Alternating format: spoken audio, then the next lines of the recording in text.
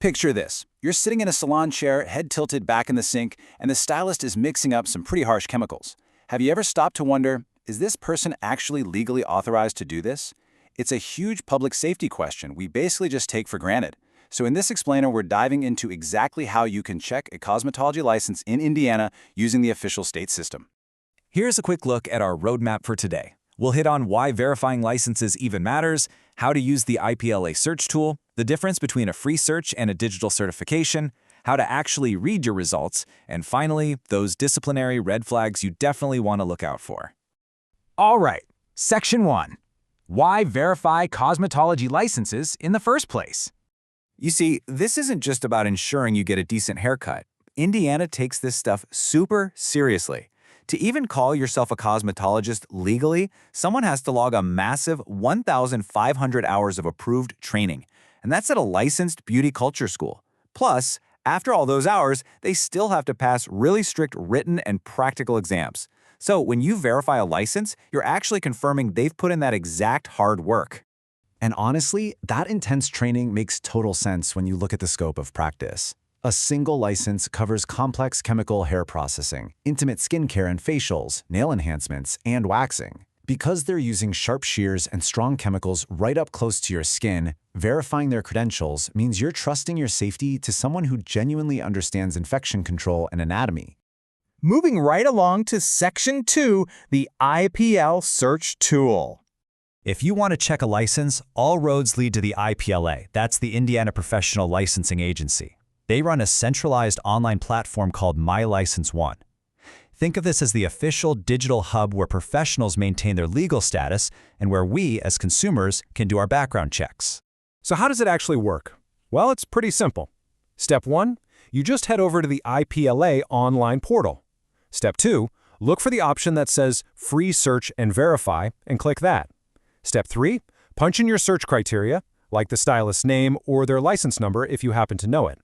And Step 4, hit Find License. It's super straightforward and built specifically for public transparency. Section 3, Free Search versus Digital Certification. Now, there are actually two completely different paths here depending on who you are. If you're a client just checking up on a salon, you're going to use the free Search and Verify tool. It's totally free and gives you an instant on-screen report. But if you're a working Indiana cosmetologist who's moving and needs to apply for a reciprocal license in another state, you'll need the PLA digital certification. That's a formal, cryptographically secured PDF required by out-of-state boards.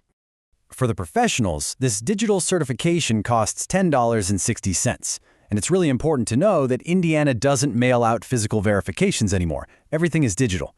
The file includes the signature of the IPLA executive director and acts as completely official proof under Indiana's Electronic Digital Signature Act. When out-of-state boards receive this PDF, they upload it straight to their own verification portals.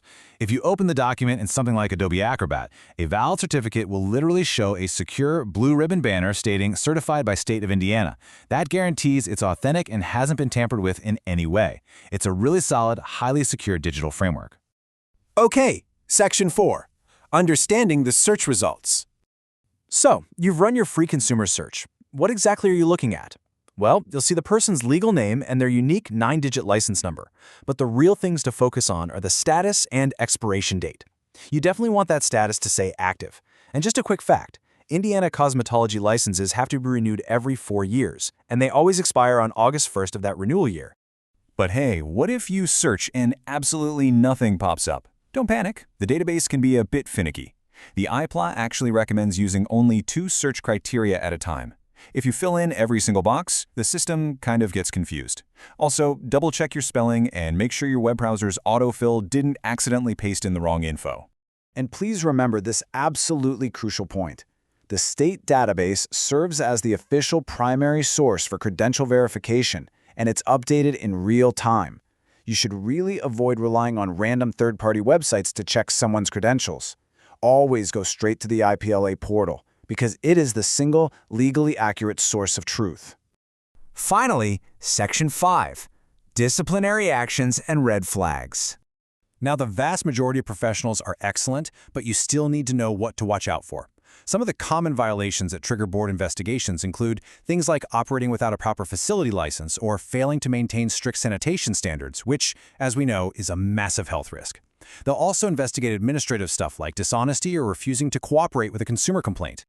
So, where do you actually see this stuff? When you're looking at a professional's record in the search tool, keep your eyes peeled for sections labeled Previous Action or Violations. If you see information populated in those fields, that's a huge red flag that there's a history of disciplinary action or litigation. If the Attorney General's office gets involved and a licensee is found at fault, the penalties are incredibly strict. We're talking reprimands, probation, emergency suspensions, or even permanently revoking their license. Plus, the board can slap them with administrative fines up to $1,000 per violation just to force compliance and protect the public. This enforcement actually ties heavily into criminal law, too. Indiana Code outlines specific convictions of concern that can completely disqualify someone from holding a license. Because cosmetologists work so closely with vulnerable people like children and the elderly, serious criminal convictions, specifically those involving sexual violence or acts, are heavily scrutinized as stringent disqualifiers. As we start to wrap up, I just want to mention a quick disclaimer. This explainer is strictly for informational purposes. While we've thoroughly reviewed the official source material, laws and regulations do change. So if you've got specific legal issues or need professional guidance regarding your own cosmetology license, you should definitely consult the IPLA website directly. I really want to leave you with this defining thought regarding the IPLA's core mission. Their goal is to set standards of practice across all regulated professions, specifically to protect the public. The 1,500 training hours, the exams, the search portal, the whole shebang is designed to keep consumers safe from harm. And you can always reach out to their customer contact center for more info.